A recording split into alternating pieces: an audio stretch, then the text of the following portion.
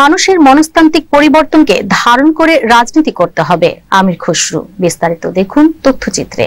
নতুন বাংলাদেশে গদবাঁধা রাজনীতির দিন শেষ। জুলাই অভ্যুত্থানের পর মানুষের মনস্তান্ত্রিক পরিবর্তন এসেছে, সেটিকে ধারণ করে আগামীর রাজনীতি করতে হবে বলে মন্তব্য করেছেন বিএনপির স্থায়ী কমিটির সদস্য আমির খসরু মাহমুদ চৌধুরী।